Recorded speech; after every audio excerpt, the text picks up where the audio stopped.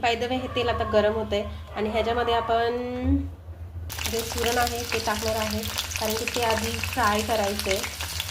कारण की जास्त चांगलं फ्राय झालं तर भाजीला चांगली चव येते आणि ते लवकर शिजलं पण जातं. ते तर ह्याच्यामध्ये आपण थोडीशी हळद टाकणार आहे, थोडंसं मीठ टाकणार आहे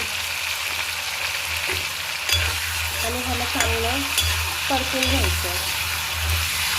थोडंसं त्याला कलर येतं, ब्राउनिश कलर येतं, आपल्याला परतायचं. 2 मिनटं तर त्याला चांगलंच परतायचं आहे, कारण की त्याचा जो हे काय म्हणतात त्याला, ते शिजायला खूप वेळ लागतं आणि मी शिजून नाही घेतलं, कारण की एवढी छटाकभर बनवायला कशाला उगाच कुकर वगैरे खराब करायचं आहे. चला मग आपण हे काढून घेतलं आहे.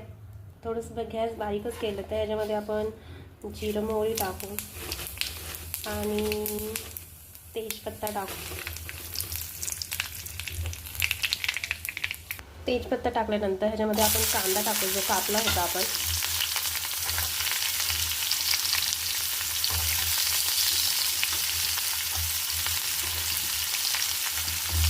मला पहिल्यापासून जिऱ्याचा खूप वास भारी आवडतो. ते जेव्हा त्याचा वास येतो ना तेलामध्ये टाकला, तो वास मला खूप जास्त आवडतो.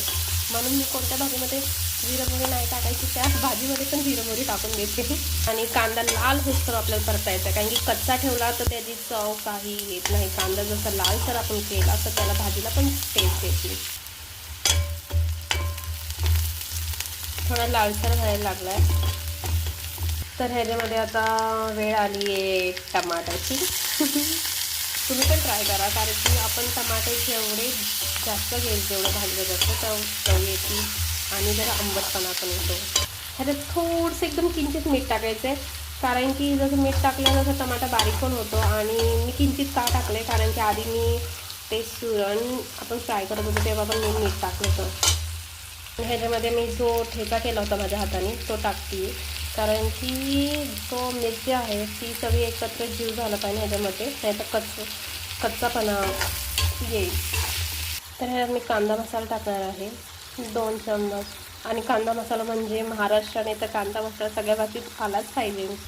दुसरा म्हणजे हा खडा मसाला आहे, आणि हा खडा मसाला मी स्वतः तयार केला आहे मिक्सरमध्ये सगळं वाटून. आणि हे थोडंसं पाणी टाकते आहे, कारण की पाणी टाकल्यामुळे जरा ते हे होईल, कारण की मी जास्त तेलाचा वापर करणार नाही आहे. तर बघा 2 मिनटानंतर ह्याला चांगला एक असं टेस्टीपणा दिसतो.